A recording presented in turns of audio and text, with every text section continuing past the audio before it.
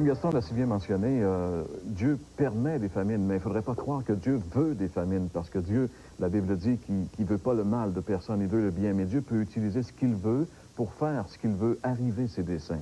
La famine, lorsqu'on en a parlé, comme on vient d'en parler, souvent, elle est aussi le résultat des injustices sociales dans le monde.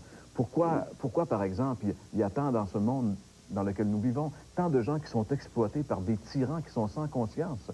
François nous parlait au début qu'il y a des hommes en Afrique qui utilisent la famine, la faim, qui empêchent leur population de manger pour les maintenir dans l'esclavage. C'est incroyable, mais ça existe. Pourquoi est-ce qu'il y a des gens qui meurent de faim pendant que d'autres meurent d'avoir trop mangé, finalement? C'est des injustices. Parce que l'homme a été victime au plus profond de lui-même, au plus profond de son être, d'une catastrophe désastreuse que la Bible appelle le péché. Et la Bible dit que tous les hommes, quels qu'ils soient, sans aucune espèce d'exception, ont été atteints par le péché. Dans l'Épître de Paul aux Romains, on aimerait peut-être lire ensemble ce verset, qui est un verset central, qui donne en réalité le verdict sur la race humaine au complet. En Romains, chapitre 3 et le verset 23, on peut le lire ensemble à l'écran. L'apôtre Paul dit ceci, il dit « Car tous ont péché et sont privés de la gloire de Dieu. » Tous ont péché et sont privés de la gloire de Dieu. Parce que nous sommes des pécheurs, nous sommes séparés de la présence glorieuse de Dieu. La Bible dit aussi que le péché, c'est pas une maladie, c'est une déviance, c'est une infraction. Et le péché, donc, étant donné qu'il n'est pas une maladie, qu'il est une déviance, il ne rend pas l'homme seulement malade, mais surtout coupable. C'est donc beaucoup plus de pardon plutôt que de guérison que l'homme a besoin. Le péché est une infraction, une transgression de la loi de Dieu. Dieu veut pas qu'il y ait des disparités sociales.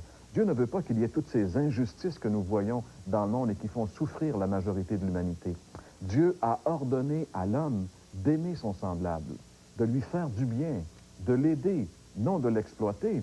Quand Jésus est venu ici-bas sur la terre, il a enseigné bien sûr beaucoup de choses, mais il a dit quelque chose qu'on pourrait lire ensemble, qu'on retrouve entre autres dans l'Évangile selon Matthieu au chapitre 19, et le verset 19, en réalité c'est un petit verset tout court, mais qui dit beaucoup. Il dit simplement ceci, « Tu aimeras ton prochain comme toi-même. » Tu aimeras ton prochain comme toi-même. Et si bien sûr nous étions dans un état de détresse, de famine, on serait certainement très heureux de savoir que des gens se soucient de nous. Mais quel souci avons-nous, nous, à l'égard des autres? Vous savez, Dieu a dit à l'homme, tu aimeras ton prochain comme toi-même. Et l'homme a dit à Dieu, non, je m'aime moi-même, un point c'est tout. Et en choisissant de désobéir à Dieu, l'homme a créé ces situations catastrophiques, caractérisées par ces injustices et cette haine raciale et sociale. Il ne peut en être autrement car le péché sépare l'homme de Dieu.